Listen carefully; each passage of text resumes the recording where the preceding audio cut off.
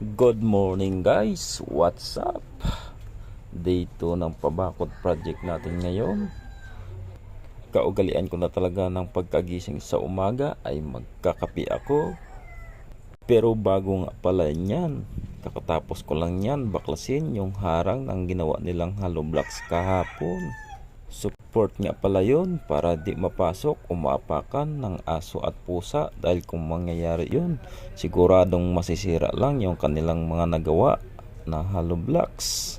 At yun na nga, sinimula na naming i-file yung mga nagawa nila kahapon na hollow blocks, dahil dito sa bahay maliit lang yung space, dahil walang ibang mapaglalatagan kapag gagawa na naman sila ng bago.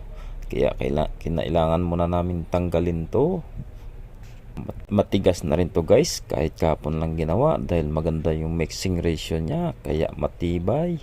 Timelapse muna tayo mga lods, dahil kung normal na videos lang, sobrang napakahaba nito bago matapos, at siguradong mabuboring lang kayo. At yun na nga, natapos din. Nilinisan kaagad ni Boss Arlan yung paglalatagan nila ng bagong gawang hollow blocks.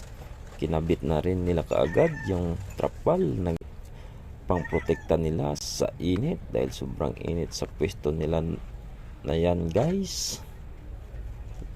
Nado yata si Boy Tamilok sa ngayon, dahil nagpala kaagad siya ng buhangin na paghaluan nila ng simento.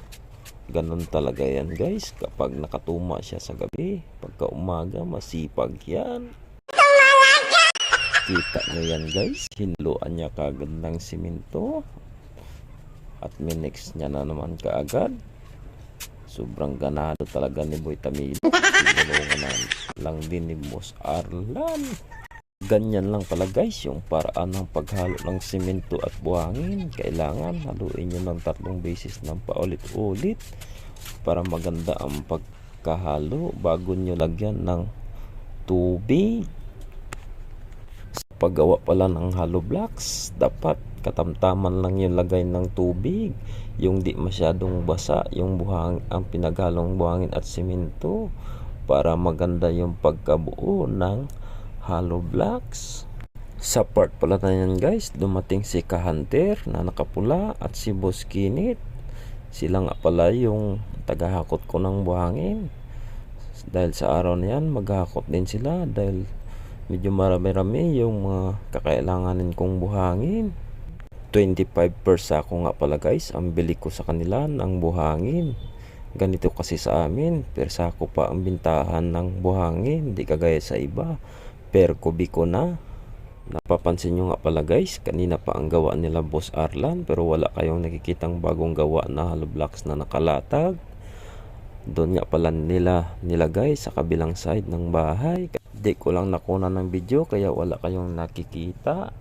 Sa part na to guys, panglas na halo na pala nila to. Naka-4 na bag sila ng semento ngayong araw, at nakabuo ng 160 hollow blocks. Mas marami kumpara kahapon. Mapapansin nyo nga pala guys, bihira lang ako mapasama sa video na yan. Ako kasi yung videographer nila dyan. Ako din yung taga-prepare ng pagkain para sa pananghalian.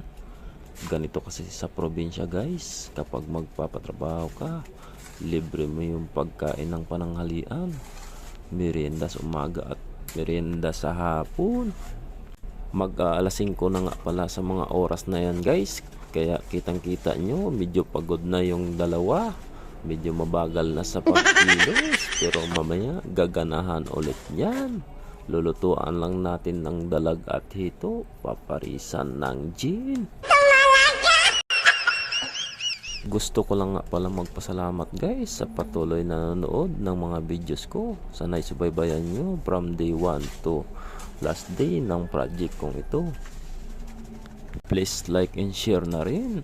At sa may mga katanungan, just comment down below. Salamat!